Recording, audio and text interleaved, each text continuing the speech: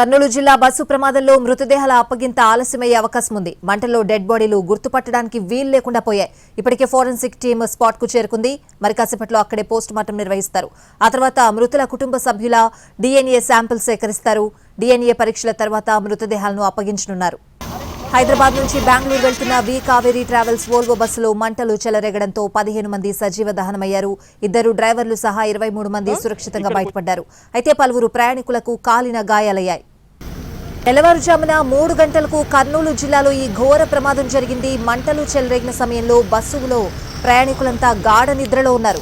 నిద్రలో ఉన్న ప్రయాణికులు మేల్కొని ఏం జరుగుతుందో తెలుసుకునేలోపే బస్సు దగ్ధమైంది. ప్రయాణికుల ప్రాణాలు గాల్లో కలిసిపోయాయి. అగ్ని ప్రమాదానికి గురైన వి Kaveri travels bus number DD01N9490 తెల్లవారుజామున 3 గంటలకు కర్నూలు జిల్లా కల్లూరు మండలం చిన్నటేకూరు వద్ద వోల్వో బస్సు చేరుకోగానే ప్రమాదం జరిగింది. స్పీడ్గా దూసుకువెళ్తున్న బస్సు ఓ బైక్ను ఢీకొట్టడంతో ఈ ప్రమాదం జరిగింది.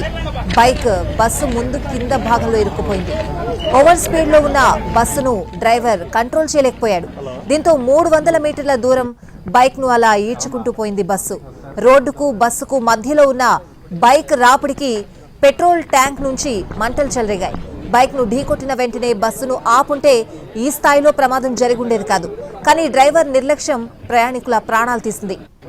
బైక్ను ఢీకొట్టడం, బస్సు ముందు కింద భాగంలో బైక్ ఇరుక్కుపోవడం, ఆ వెంటనే మంటలు చెలరేగడం క్షణాల్లో జరిగిపోయాయి. ఆ సమయంలో ప్రయాణికులంతా నిద్రలో ఉన్నారు. స్పేర్ డ్రైవర్ కూడా నిద్రపోయాడు. బస్సు నడుపుతున్న డ్రైవర్ మాత్రమే మంటలు చెలరేగడం గమనించాడు. వెంటనే నిద్రలో ఉన్న డ్రైవర్ను మేల్కొనేలా చేశాడు. కానీ ప్రయాణికులను అప్రమత్తం చేయలేదు.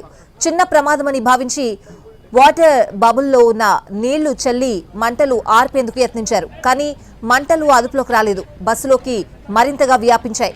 అప్పటికి కానీ ప్రయాణికులను నిద్రలేపే ప్రయత్నం చేయలేదు డ్రైవర్లు. ఓవైపు 2 డ్రైవర్లు కొంతమంది ప్రయాణికులను నిద్రలేపారు. గాఢ నిద్రలో ఉన్న ప్రయాణికులు మంటలను చూసి హాహాకారాలు చేశారు. ఆ కేకలకు మరికొంతమంది ప్రయాణికులు నిద్రలేచారు. మెలకు వచ్చిన వారంతా తప్పించుకునేందుకు యత్నించారు. కానీ అంతలోనే బస్ డోర్ లాక్ అయిపోయింది. మంటలు అంటుకున్న వెంటనే బస్సులో హైడ్రాలిక్ సిస్టమ్ దెబ్బతింది. షార్ట్ సర్క్యూట్తో హైడ్రాలిక్ సిస్టమ్ పనిచేయలేదు. డోర్ లాక్ అయిపోయింది. ఆ డోర్ ఎంతకీ తెరుచుకోలేదు. దీంతో ప్రయాణికులు డోర్లో నుంచి బయటపడలేకపోయారు.